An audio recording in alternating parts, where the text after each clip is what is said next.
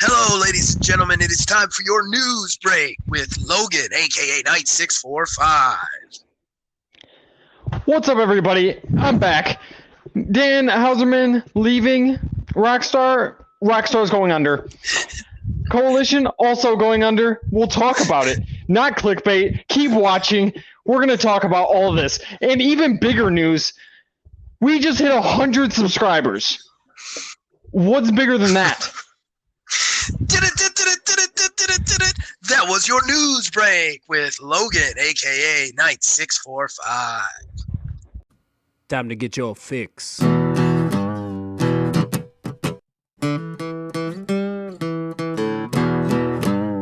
It's a horrible gaming podcast. It's not good, it's not great. Horrible gaming podcast. It's not even what you would call fair. It's really not that good.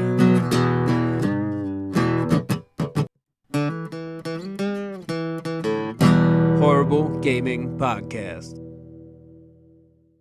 Hello, my name is Zachariah Van Sliders with Old Man Gaming. With me, as always, is... Knight 645, aka Logan. Oh, he said it backwards this time. He's mixing it up, ladies and gentlemen. That's just the kind of wild stuff, spontaneous stuff you're going to get on the podcast. We don't know where it's going to go now. So, welcome to a Horrible Gaming Podcast. This is our weekly podcast show. We are at episode 28, Logan. 28. This is a lot of episodes. This is a lot. So before we get started, disclaimer, as of right now, we don't do this professionally. So you're probably going to hear my kid in the background. She's definitely down here and definitely active today. So odds are favorite for her to interrupt the show, as usual. We're going to not go back and edit it because, we're not good at this.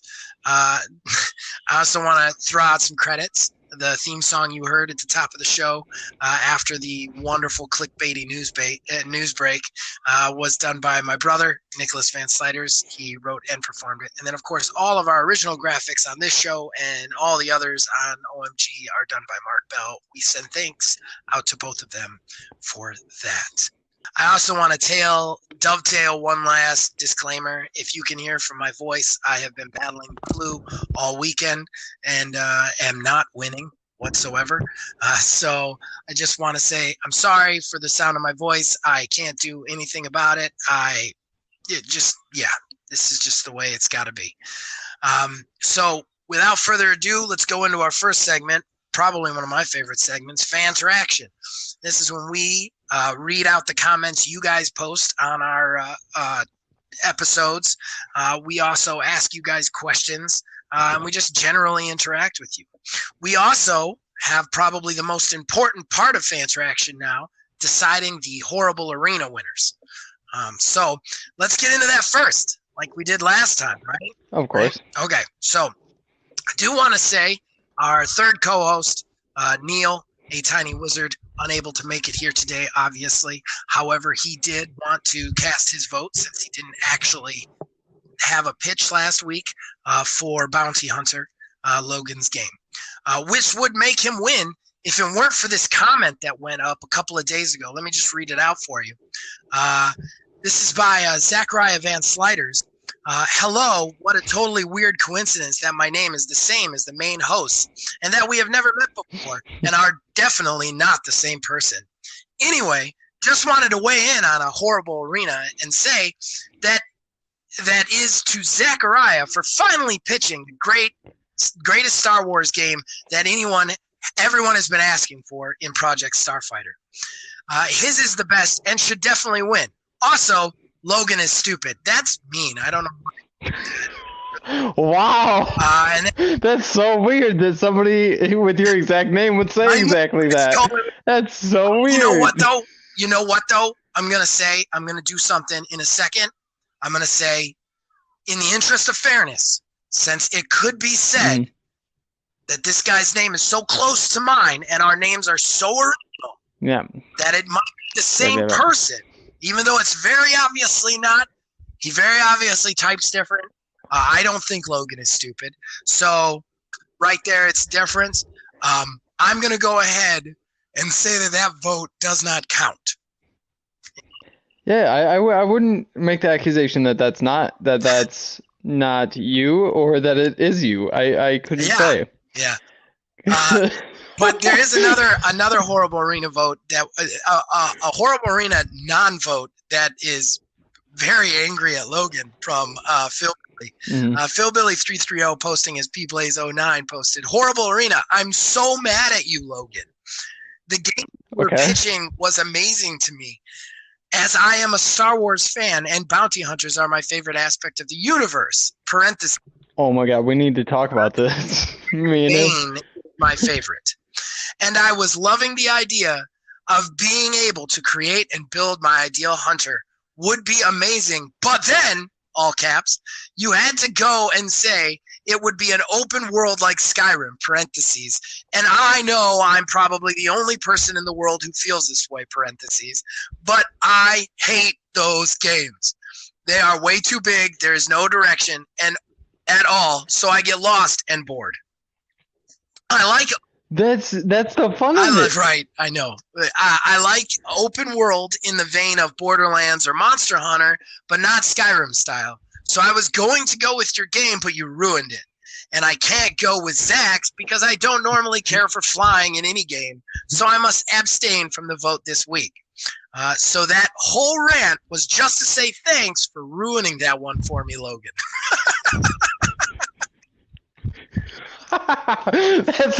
That's the best. Yeah, that is honestly just the best. Great. Yeah. So I'm ready to give you the win. Although I do want to point out there is a potential disqualifier for you. Okay. I looked up Star Wars Bounty Hunter, and there is a PlayStation 2 video game called Star Wars Bounty Hunter starring Boba Fett. No, that's a whack game. Trust. I'm kidding. You win. That's a fake game. Everybody applause. You definitely took the gold. I take my first my first loss. So you remain undefeated, but only with one win. And today, at the end of the show, everybody needs to stick around because we've got all three pitches. Neil's not here, but he wrote in, so this is going to be a good one. All right, so in addition to that, I just want to read out some other comments. We asked you guys what your favorite soundtracks were, your favorite video game soundtracks. And Kev Too Tall, who loves to comment on my channel without actually voting on the horrible arena. I'm looking at you, Kev. Favorite soundtrack, hands down, is easily Super Metroid. No question, no doubt, no competition. Second place goes to Ocarina of Time. You remember all the songs. Winky face. Then on a different topic, on the Stadia topic we talked about last week, with the whole Phil Spencer thinking Stadia was more dangerous. Kev Too Tall says Stadia could fail, but if it disrupts the norm, it is something to be feared. NVIDIA now is better than Stadia. It even has a free-to-use tier. Spencer knows that Sony and Nintendo are doing the same thing for the most part, so he should fear the unknown more. MoviePass aimed to give you multiple movie tickets a month for a low price. It is now bankrupt and dissolvent. It is gone, but every theater chain now has a MoviePass-like service available. It disrupted the norm just by being invented. Amazon killed the bookstore because they didn't fear the internet retail of a book. It was another unknown that disrupted the norm. Jeff Bezos now owns half the world, essentially. Pretty much. And I responded to him. I'm just going to read my response. While I agree, I still think the manner in which he spoke about this is a foot in the mouth situation. It's one thing to say they should be preparing for or fearing cloud gaming. It's another to basically allude to PlayStation and Nintendo no longer being threats after a generation, in which, on paper, he was outsold in every way. He showed too much arrogance here, and arrogance is a killer in the business. So that was my response. I think Logan would echo that. But still, thank you, Kevin, for the comment. I love it when people disagree with us. I love having good conversations about it. So we're towards the end of Fan Traction. What's your favorite soundtrack there, winner? My favorite soundtrack is Halo. or 2K11. 2K11? You can't pick a sports 2K. game. Get out of here. What? The Quantum Studio rejects that decision. You're out of here. Go listen to 2K11 soundtrack. It's so good. I don't know about that. It basically is, and it's so good. But if you reject it, then I sit with my original decision. Well, Halo. I will agree. Halo is one of the best. And honestly, when I was thinking about this decision, I was having a hard time because there are some really great contemporary ones that are just amazing that I listen to all the time. But I've got to say, the music that stuck with me, and this is an old man choice, just to remind everybody how old I am out there, Mega Man. Mega Man music's rip, especially the old Nintendo ones where they had literally one tone and it was just like that shit. Still in my head, I wake up to the boss music to Mega Man. Like, those musics just stay with me. I've listened to the remixes. People play heavy metal versions of them. There was an entire band that was dedicated to taking the original tracks from levels and writing songs about the bosses. Like, it's Mega Man all the way for me. So we got to ask a question, Logan. You got one queued up, ready to go? Oh, I do not. I do not have. I do not have one ready queued up. Put me on the spot like that. I do that. It's anything goes. I'm sorry, I am ill and did not prepare a question, but I will say that in the honor of the debate about Stadia and cloud gaming, I'm going to say, are we wrong? Should Phil Spencer be fearing Google and Amazon more than PlayStation and Nintendo? We'd love to hear you guys' thoughts out there.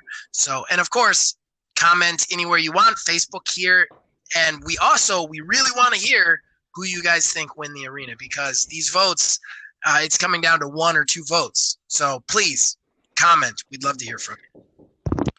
I'm sorry, before we get into the first topic, I did just get another comment last second on the podcast from Knights645.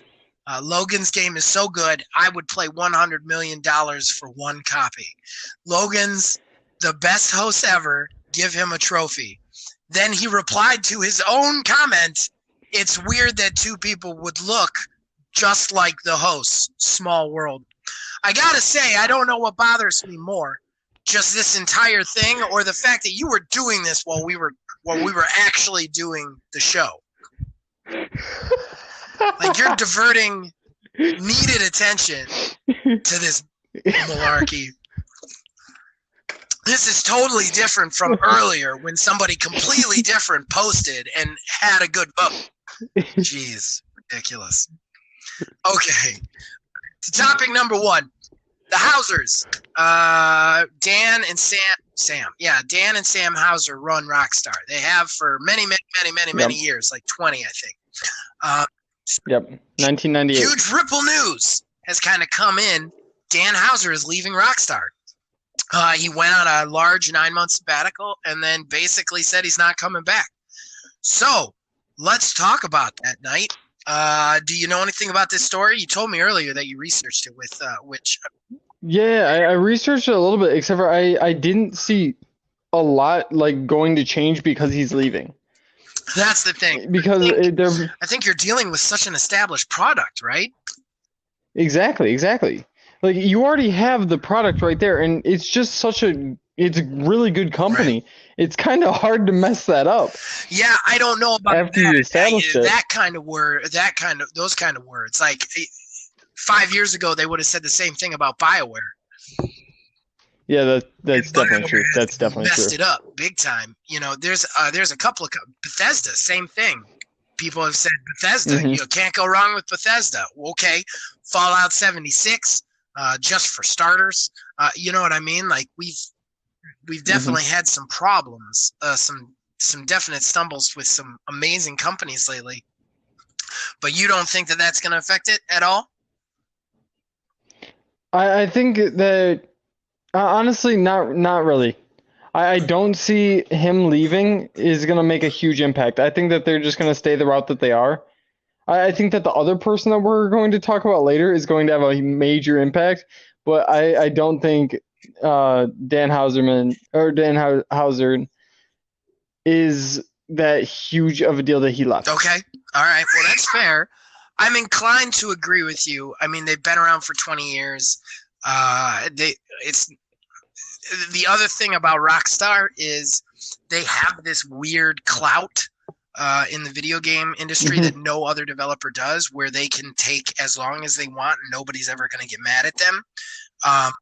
So I feel just because of that, I feel like that's the reason that they have success, not necessarily the people behind it. So I don't necessarily think that they're going to hurt. I will agree with you on the next one, though. So we'll just go right into the next person. He's not the only big dude to leave on a company. Rod Ferguson, the head of the Coalition, has left. Yes, dude behind all the new Gears games, the new age Gears games. Since even the old games, he worked on them. From the very first Gears, he worked on them. Oh, he did? I mean, he worked back then, though. Yeah, I don't think that he was as big as he was in those games, but he worked on even the very first Gears, so he's been around for a minute. Yeah, I mean, I'm not disagreeing with that at all. He is. So the question is that going to have an effect on the Coalition? I think so. Okay. That's going to have a huge effect. Okay. Because you have your head that's been around for so long.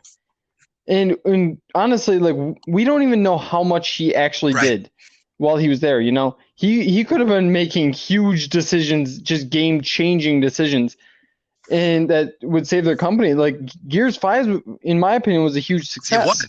You know, I feel like a lot of people would think that. I completely agree. I feel like it was keeping Xbox's. It was holding up the Xbox exclusives game for all of 2019. Yeah. You know? Yeah, exactly. It was the only thing that was like, look at what Xbox has. Right. And so him leaving, that's crazy. I really am looking forward to seeing like the impact that this has on them. It's going to be interesting. Losing somebody this big is devastating the company. You know, I think I agree. I completely agree. I think what makes me even more nervous about this is I am not a Gears fan. I've said that on the thing. I don't have anything against Gears. I just kind of missed the boat on it, and now it's just too much game to get into now, you know? So I haven't played Gears, but I follow kind of the overall trends because I follow gaming. I have to for this channel. So correct me if I'm wrong. I don't think I'm speaking out of turn when I say that 5 is a cliffhanger, transitionary game for the storyline. I mean, like the storyline leading into 6. It's coming from 4 and leading into 6. With that kind of narrative, I would like. I think it hurts it to change such a huge head. Such a huge influence on the game to lose him basically when you're about to enter the final chapter of that narrative, because these things usually work in trilogies, you know. I think that's gonna hurt it on a story level. Like, I mean, this guy is probably the head of creativity. Like, I mean, maybe 6 is already written and he doesn't need to worry about it. But if it's not, then you're going to have a completely different voice for 6, when I feel like 6 is supposed to be a continuation of 5, and I think that might hurt it. Oh, if they don't have something already written for 6, I would be super surprised. And I'm sure if they don't have anything written for 6 and they lost him, it's going to be a downhill spiral. Just because of the way Gears works, it's every 2 years, I think, his Gears. Sure that they have something already down on paper. I just feel like losing him at this space, it's not close enough to launch where I would say, yeah, that game's already done for the most part. They're just clearing up bugs, you know? I feel like there's questions that need to be asked of somebody who's like basically the creative mind behind it at this particular juncture, and he's not there. And that's going to hurt it. I mean, I feel like you're going to end up I think you're gonna feel it in the narrative of the game. Is what I'm saying. Yeah. I can agree with that. Like, it's not gonna feel like it flows like it would have. And you see that in games. I definitely can agree. I think to dovetail this topic too, I don't know why I'm saying dovetail so much in this episode, but to dovetail this topic, I think last episode I said crazy things too. Like I every once in a while I say super old person things. I said like herky jerky last time. Anyway. Yeah, you did. Something weird like that. And I remember because I actually listened back to the last episode and I was like, did I just freaking say that? So anyway, to dovetail, since I might as well just say it again, into the other thing, Blizzard, huge gain for Blizzard because that's where he's going. He's going to oversee Diablo 4. So he's going to Blizzard to oversee that. And I got to say, that's a big win for Blizzard for a company that is in the toilet right now and needs a big win. Yeah, huge win. So good for them. I'm guessing Diablo 4 is going to be real nice now. Yeah. Like, now I already heard a lot of good things about it, but adding this onto it, I'm seeing a good game out there. I'm not a Diablo fan, but I think that for the people that are, they're going to be really happy with their product. Yeah, I think so. I think he's going to really add to the ability to make it smooth. So, yeah. All right. That brings us to our next segment, the segment that's all about me going ham on some subject that Logan picks. This is With My Last Breath. He's going to pick the subject. I have to rant negatively about it, whether I like it or not. At the end, I get 60 seconds. And at the end, he gives me a letter grade. And that letter grade, I have been keeping track of every one of them. And I average them at the end. My kid is finding something extremely funny in her TV show. So I'm coming off the biggest win. I got an A period, according to Logan last week. Yeah, so, that's true. So what's the subject for me this week? Well, the subject this week is a little bit controversial. We got how video games are beneficial towards kids. That being anyone 18 or under. Okay. All right. I can do that. I will say, I want everybody to keep in mind, you can hear my voice. I'm punching out of a corner. Okay. So there's an old man reference. If you're in the comments and you can name every single old man reference that Zach makes, we'll give you a shout out. Yeah, definitely. You point out the old man references, and I will give you shout outs. Definitely. I also want to say this. I think this is the first week that I actually sound my age. You sound like you're like dude, 80. on my reviews, I keep getting comments of like, you're not old, you're lying to get clicks. I'm like, seriously, I'm pushing 40. Like this, I really have no business doing what I'm doing. Like I cannot stress that enough. Okay, all right. So, why video gaming is beneficial for kids? 60 seconds on the clock. Give me a countdown when you're ready. Okay. 3, 2, 1, go. Video gaming has been proven by many different medical organizations to actually increase twitch reaction. It increases your brain activity. It gives you faster reactivity just in general. So right off the bat, it is good to train children's brains with that. It helps them learn. It helps them put things together. It also, if you give them a game on a tablet or a phone, it teaches them to use touchscreens, which is the future of everything. If they can't use a touchscreen, they're useless. I want my 4-year-old. My 3-year-old can already use a touchscreen to some extent, and that makes me very happy.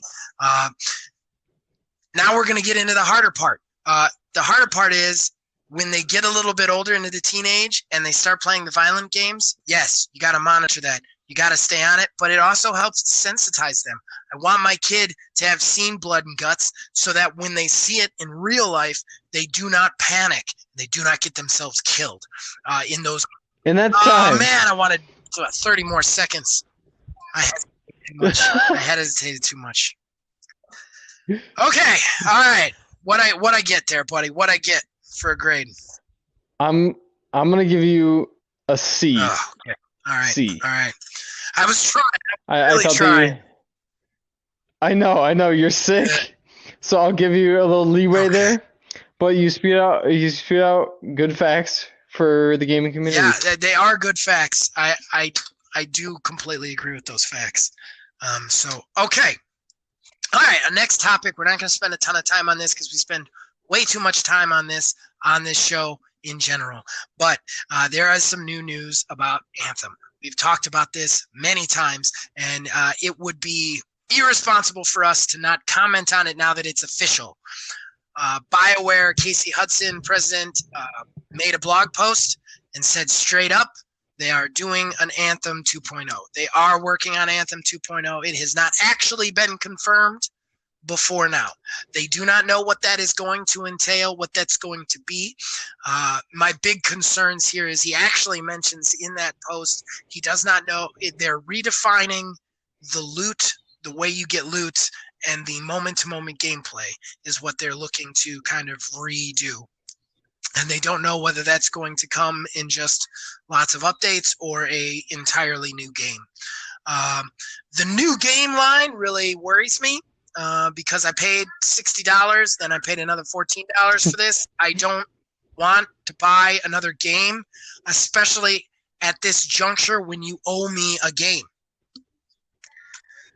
Yeah. Owe the world a game. So now, and I don't want to put words in their mouths. I'm not saying that this is definitely what they're going to do. But if this game is not free to play, or at least the updates free to the people who already paid for this game, I am going to be the first person in a very large person riot. Yeah. It's gonna be crazy if they actually do that. Yeah. So let me ask you this though, since you are one of the people who bought it, are you excited about this, or are you like this isn't going to happen, or are you what's your thoughts on it? I hate that I'm so excited for it. It's because okay. Zach, you can acclaim to this. That game, when it was good, it was magic. Like when it was good, it really was that magical feeling that I was like, this is just the best. I just want to do this. The thing is the core gameplay of that game is great. The problem is that they want it to be a games as service, and there's nothing to do when the game ends, and there's nothing to buy in the store, and that's it. Like, that's what it is. Like, somebody was talking on it about it on Podcast Unlocked, and they were like, there's just this, like, the ebb and flow of it is way too fast. Like Destiny, everything takes time to get to that place. You know, Borderlands is very grindy. This one, it's just like you're in it, you're really happy with it, and then everything is the same so fast in those 20 hours that it kills it. So, yeah, I'm with you. I think the game itself at its core is amazing. I think that there are glitches and bugs that they need to address, but like at its core, the game is great. But it gets old. It gets real old. There's only 3 strongholds. There's nothing really to it. So I'm very excited for this. I am going to say one more time, it needs to be free. What? Trampoline. You need a trampoline? You realize I'm doing a podcast right now? Yeah. So that's my feeling on the subject. I do want to see this game be good. I've wanted to see this game be good from the beginning. But my other problem is it's EA and it's BioWare, and I've lost all trust in those two companies. Exactly. Like, that's why I said I'm sad to say that I'm excited for it. Because I am just so excited for this game to come out. And then when it comes out, if it's bad, I'm just going to cry for days. I'm just going to be like, why? I'm not even worried that it's going to be good. I think it'll be great. I think they're going to make us pay for it again, and that's going to drive me nuts. But could you imagine if it was still bad and they made you pay for it again? That'd be Oh my god. their entire company would be like over. Right. Nobody would ever buy it from them again. That would be it. That'd be totally it. Okay, the next topic is a little bit of a surprise, because didn't even tell Logan about this, didn't tell Neil about it. But I don't know if you guys out there heard, we've been shouting it from the rooftops. We hit 100 subscribers. We are in triple-digit subscribers, and I know that is like 900 subscriptions before we can actually make money on it. But it just feels like such a milestone that I'm super excited about it. I want to thank everybody out there for it. But in addition to that, since we got triple digits, you know what that means, Logan. We have arrived. And that means we got to give ourselves crazy ass business titles now. I'm letting the fame go all to my head already, and now my name is Knights the Emperor 645. Now might be a little bit much for a title. I'm gonna call. I am now a founder of Old Man Gaming. I'm gonna call myself president, and I really have always wanted to be editor in chief. I'm not exactly, so I am now editor in chief as well of Old Man Gaming. I think we're definitely making Phil's first title, Resident Borderlands Expert, official. Yep. We're gonna make it. Make it actually sound official. From now on, Philbilly 330 will be known as the head of Borderlands content at Old Man Gaming. Right. I'm also going to name him senior VP of Let's Play development because he's on so many Let's Plays. Right. Ooh. Okay, we gotta give you and we gotta give Neil titles now. Well, what kind of good title for us? Well, first of all, you're both gonna get co-hosts. Yep, of course. Both co-hosts, Neil and Logan, co-hosts of the Horrible Gaming Podcast, definitely. I think we should make Neil senior technology correspondent because he's just so knowledgeable about computers and stuff. I'll be vice president. That sounded old right there. I'm gonna call myself out on that one. I just said computers and stuff. You're gonna be vice president? You're just calling the VP spot? Okay. I'm just calling the VP, but you're president. I'm calling VP spot automatically. Like that's like straight up running outside and calling shotgun immediately. VP. All right. VP. Okay. So we all have titles now. And all that fun and games aside, because I'm not paying any of these guys anything, so none of this matters. Yeah. You guys out there, the fans and the people who are listening to this and commenting and contributing, I want to say thank you one more time to you guys. I want to actually do a thank you video properly. My voice is not, I'm only doing what I have to. But I want to say to you guys allow us to kind of live our dreams on this channel. Me probably more so than anybody else. And I just want to say thank you to all of you for contributing, for making us. Okay, go pee then. Jesus Christ. Well, that ruined the heartfelt thank you, didn't it? That was the best. It wouldn't be a true thank you from Horrible Gaming if it wasn't a horrible thank you. So, so anyway, to cap that off, thank you everybody out there. Seriously, you guys give us a chance to do this, and you definitely make me believe that one day I could be actually doing this for a living, and that's something in itself. So thank you everyone out there for clicking those buttons. So Zach, I've been hearing some things about Phatasy Star Online 2's beta. I have not gotten to play it, but I've heard that you got a little bit of playtime. You got a little bit of knowledge on this. They had a closed beta for anybody who was involved in the Xbox Insider program, which I am involved in anything that gets me into betas. And that was from last Friday at 8 p.m. Till Saturday, and then they actually reopened it on Sunday for a couple of hours, and it's closed again now. So it was a closed beta, kind of like a tech test for like stress value on the servers. But I was very excited to play this game. Give you a little history since you opened the door. Phatasy Star Online, the original Phatasy Star Online, was actually a Dreamcast game back in the day.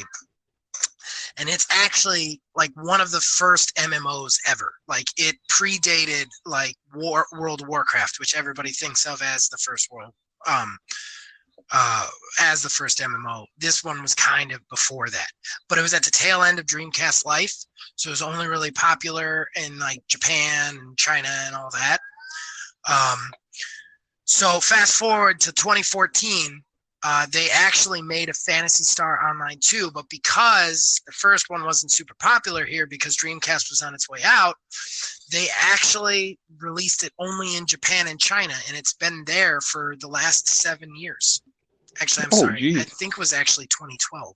It's been there for the last 9 years. years. Yeah, 10 years. So with that being said, they're finally localizing it to North America.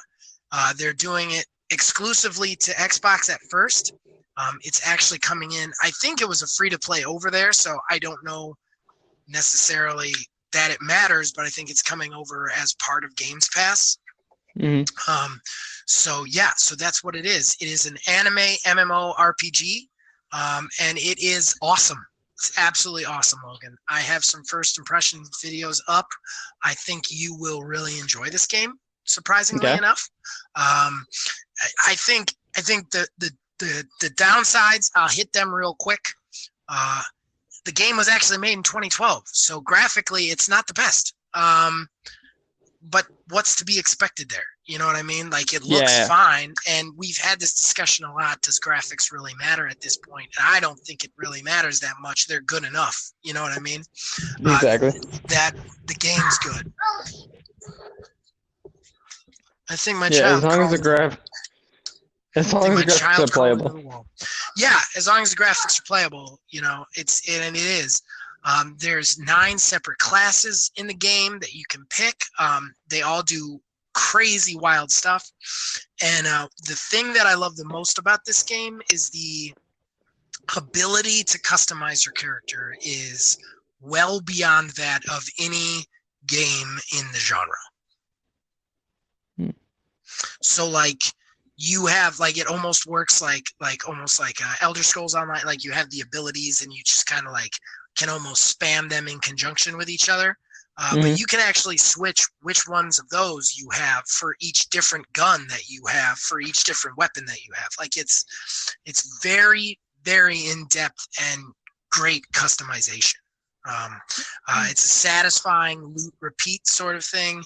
It also avoids that thing in MMOs that I hate, which is just everybody running around in a forest that's endlessly spawning bad guys. Yeah. There's none of that. It works a little bit more akin to like an Anthem or a Destiny, where there's a hub. You talk to everybody in the hub, then you go on a mission with certain people that you party up with. Well, that's nice. That's nice. Yeah. So does it have like a lot of problems like Anthem does with that repeat cycle of fighting the same type of people, or is it? Unfortunately, I only got about 10 hours with it, so I didn't even get to be, because there are these things in it called urgent quests, which are really cool. Basically, kind of like their version of the big quests, like raids or strongholds, happen to like. Excuse me. It kind of forms kind of like a community to itself, because what happens is when you make a character, you pick a ship to log into. That ship is identical to all the other ships in the fleet, but your ship is your server, basically. So everybody who logs into that ship will continue to log into that ship. So you can actually get to know the people on your ship. Even though there's hundreds of thousands of people playing, there's the same like 100, 200 people on the one ship. With that being said, when they do like an urgent quest, your ship will be attacked by some sort of giant monster. And then there is a 12-player mission that you go into to fight the creatures coming at you, which then you do that repeatedly. Then it changes into a hunt them down and destroy them sort of mission. And it goes on over the course of an hour. These battles that just take place, which I thought that was really cool because I had never seen something like that where like the raid happens to you instead of you choosing to do it. Mm-hmm. Unfortunately, I didn't get to play that because you need to be level 20 to be there, and the highest I got my character was level 10. So I did end up fighting the same enemies kind of repeatedly in kind of the same area, which was a little bothersome. That being said, I don't think there's a problem with that because I think there's a lot of different areas to explore and a lot of different enemies to fight. There's also tons and tons of way to loot. So the grind is real. Like you can loot for guns, you loot for abilities. You also gain experience points to advance yourself. You also loot for just like crafting supplies. Like there's so many ways to loot that it keeps it very interesting. The other thing that was really kind of cool about this is it seems to me that they have kind of like a very active society manager almost. On Saturday at 8 p.m. they did an in-game concert. They had an in-game character perform 2 of her in-game songs. That's sweet. Yeah, if you check out my first impressions videos, I kind of talk over it basically because I don't want a copyright claim on me, but you can kind of see what's going on in the background. It's one of the coolest things I've ever been a part of and I wasn't going to participate in it because I didn't have a ton of time and I wanted to get to the grind. But basically all these in-game characters kind of surrounded the stage and then they sat down or made emotes. They could clap. There's a huge variety of emotes and stuff. You can also set the coolest way to in-game chat through Xbox I've ever seen other than using a microphone. They have 15 shortcut key things that you type in, so you can be like, hey, what's up? You can type that in as shortcut 1 and you can just scroll to it, hit it, your character says it. That's like awesome. like a little text bubble appears above his head. It was crazy. So this woman was singing, all these people are like, text bubbles are popping off. It was almost like watching a live concert live on YouTube through a video game. It was crazy. I've never seen anything like that. So that was kind of the most unique part of the beta for me. Well, I'm liking it. Do you think that they're going to add a bunch of stuff for the full game? Yes, I do. I really do. I think I'm actually kind of bothered. The only thing that'll bother me is they've said that there's an open beta coming and then there's another game. Then the game's releasing sometime soon. It's supposed to all release in the next like few months. I don't think they need an open beta. I think they could release this game tomorrow and it would work fine. I didn't encounter one glitch. I never got kicked.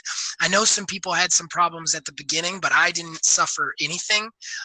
Not only that, because this game is graphically inferior, the load times are super fast. Logan, what's the worst part about playing Destiny 2? Worst part about Destiny 2 is load times. Yeah. It's so bad. It takes 10 minutes even to get into a game. With this, you start up the game, you're in the game. You go to a map, you're in the map. Like, it's immediate. It's crazy. It's like having an SSD in because the graphics are kind of lower level. So that was the thing that I loved the most is I never felt like there was never a moment for me to check my phone because I was looking at a load screen. There's never a moment. I was on a ship, and then I was on a ship, and then I was in a place, and then I was in a place, and then I was on a ship. Like it was instantaneous loads times, and that for me was the winner. Yeah, that's fantastic here. Too many games mess it up with super long load times. Yeah, I think this game is going to be a fabulous success, honestly. I also was pleasantly surprised by the voice acting. They have English localized voice acting for this, and it wasn't like it was still some anime bullshit as anime bullshit is, but It wasn't anything that I was like, oh my God, I don't even know what they're talking about. Like, nothing like that. It was pretty well acted. It was pretty well done. I was very happy with it. Stella, get out of there. Oh my God. My kid has climbed into a storage closet. Well, we're going to deal with that in a couple of minutes. All right. Do you have any more questions for me on the beta there, buddy? I do not. All right. I think we pretty much got through it. Yeah, and I'll keep everybody posted on the open beta on this channel. I also do want to say, anybody listening to this, there is a closed beta for Bleeding Edge this weekend from the 14th till the end of Sunday. Anybody who has a Games Pass or has pre-ordered the game can get access. And it starts Friday at 1 p.m., which is Valentine's Day. Valentine's Day at 1 p.m. is when it starts Eastern time. So if you're watching this on YouTube, chances are it's going on. If you're listening to this on podcast, it's probably tomorrow. So I would love to see some people out there playing that. Hit me up. Disciple Hard Rock, but the rock doesn't have a C. So yeah, and I will definitely have first impressions of that next week. That brings us to our final segment, quickly becoming my favorite segment, the Horrible Arena. Ladies and gentlemen, this is a special occasion. The three hosts will enter the arena. Neil by proxy. He has written in the one that he wants. He has written in his pitch, and I will read it with fervor at the end. We enter our pitches into the arena. We have to pitch the developer. We have to pitch the project's title, and then we have to pitch what the project is based on some factor that is decided on before the show. Then once we've pitched them all, you guys out there, you get to comment here on Facebook. I am also on Twitter now, against all my better instincts. Anywhere you want to vote for the project you like the best, and then next week we will tell you the winner in the fan interaction segment. So this week's subject, procedural generation, sweeping the nation. So many games have it in it. Well, our games are going to have it in it now too. We have to pitch the best video game use of procedural generation, a video game based on procedural generation and its use. So with that in mind, I have somehow won the three-headed coin toss in the Quantum Studio and will be going first for this horrible arena. Are you ready to get your socks rocked off, Logan? My socks are duct taped on, but I'm ready for you to try. Okay. My game. Hold on one second. I know, big, long pause, which is annoying. Okay, so my game is going to be called Project The Yards. The developer, which is probably going to be very controversial, will be Gunfire Games. Gunfire Games is the developer of Remnant from the Ashes, which is a Dark Souls horror shooter. So what's Project The Yards? All right, if you're a kid, all right, I don't know if you remember both the thrill and the danger of cutting across your neighbor's yards, especially if you lived in the suburbs. The back-to-back houses create back-to-back backyards, each with its own personality, its own challenges, and its own thrills. Well, this game is based all about it. This game is a looter game of a very different type. At the beginning, you will pick your class. The classes will be fun and based off, different kid things. Your kid will be, a preteen kid, not old. So like if you're super smart with gadgets, your class will be the 4-eye. Your class will be 4 eyes. If you're really charismatic, you'll be the loudmouth. Something like that. Fun. You will have a treehouse. The treehouse is what you outfit, kind of akin to Vigor, the Battle Royale Vigor, but the things inside will matter more, your workshops and whatever. You can also have your own club, other players. You will invite them to your club. They'll make their characters, and they get to actually use the treehouse and update the treehouse as well. So what's the game? You'll pair up with teams of 3 or 4 from your club or just people out there. Then the procedural generation will generate you a series of yards. series of backyards linked together. You'll move through them. You will move through them based on what you take into the adventure. Certain tools you'll have to build from stuff you acquire inside the yards. Maybe you can't get over that fence until you build a grappling hook out of an old bicycle chain. Maybe you can't get through that lock until you find some gum that can gum it up. Maybe you can't get through that yard because the dog is too high a level to just fight, so you need to find some meat. Each yard will allow you to search in it at your own danger of the owners coming out and trying to get you. And whatever you find, you'll be able to take back to the treehouse to use to craft more equipment to get into higher level and crazier yards. If you get through the yard, you get the stuff back. If you get caught, you lose all your stuff. You got to try again. So that's my project. You rinse, repeat, you keep building up your workshop, building up your stuff. You build armor out of like football helmets and football pads and baseball bats. Class-based tactical adventure game. And yes, my developer is controversial. They did super horror and dark, but the way their game works, I feel like would work very well with this, and it would give them a change of pace so that they weren't typecast into doing that like really dark, terrible stuff. They could do something a little bit more lighthearted and fun. But the way they built that game just on a fundamental standpoint is how I would want this one built. So that's it. Project the Yards. This is my favorite project that I've invented so far, so I'm really hoping for that one. What do you think, Logan? You're up against the wall now, baby. It was good. It was good. I'll give you that. It was really good. Aside from this, I have been thinking about making that game for the last 5 years. If I knew how to make games, I would have made that game already. Like, that's how prepared I was for this one. All right, so you're up, man. I am up. Okay. It's called Survival of the Fittest. Okay. If you ever seen The Walking Dead, it's kind of like that. You wake up one day, and everyone is a zombie. You got some people that survived it, and you gotta figure out why people became zombies. There's little clues, there's little hints all around the world. You go through neighborhoods and you can loot. It's like DayZ in that way that you have to find food, water, shelter, and weapons because, like I said, there are other people, and not all of them are nice. Some are. You can get clanmates. You can convince people to become friends with you, but once they're gone, they're gone. If you respawn, you have to start over your new life as a different character. You have one life. It is survival of the fittest. Will you survive? What's the developer? And the developer is Rockstar Games. The reason I chose Rockstar Games, and okay, prior to this, I did not know.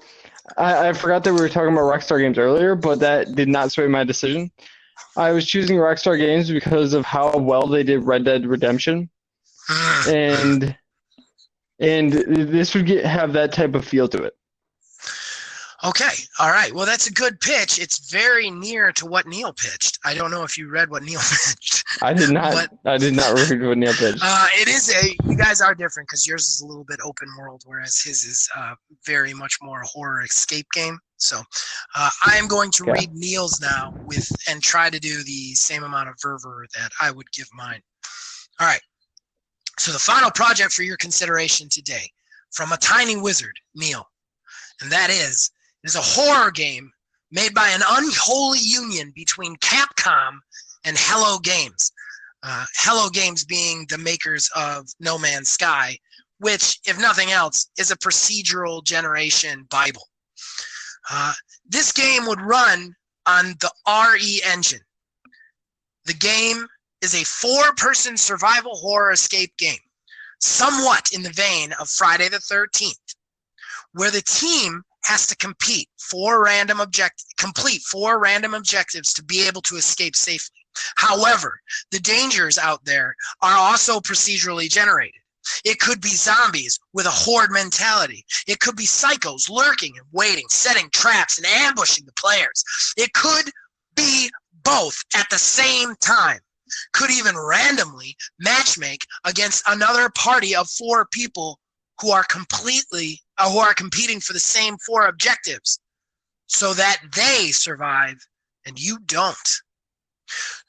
This project is Project Survive.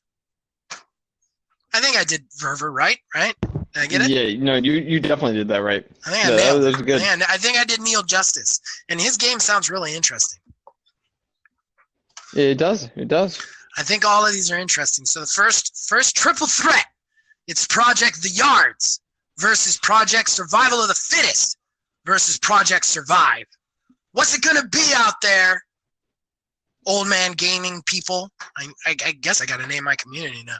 Well, what do you guys want? Comment here on YouTube on this podcast, or you can comment on our Facebook channel. You can find us on Facebook at Old Man Games DH. You can also now find us on Twitter, against my better judgment as an old man, and yes, I don't know how to run it, at Goldman Games, at Old Man Games 9. So please check us out on any of those 3 medias. Logan, you got anything to plug? What do you guys want to be called? We have to have a community name, and we can't just keep calling you like. Yeah. Like, what do you guys want to be called? Please comment down below. Right. I don't want to call them oldies. Yeah. Yeah, comment below. What do you guys want to be called? Okay, so with that out of the way, check out everything this channel has to offer. We do reviews on Monday, Borderlands 3.3.0 playthroughs with head of Borderlands 3, head of Borderlands 3 creativity, Philbilly 330 on Wednesdays. Fridays, check out this podcast on YouTube, and then Thursdays, check out our audio version. Saturdays, right now, we're running Led Astray, where I force Philbilly to play games that aren't Borderlands 3, and that's going well. And then, of course, you can also check out any other video that we have going. We did just do a rather negative video special report on the state of Borderlands 3 because they made some rather rough announcements. So check that out if you want. And of course, first impression videos of any beta that I managed to get into. So, and as usual, thank you guys for subscribing and listening. And as long as you guys keep listening and watching, by God, we're going to keep making this bullshit. So thank you. We'll see you next week.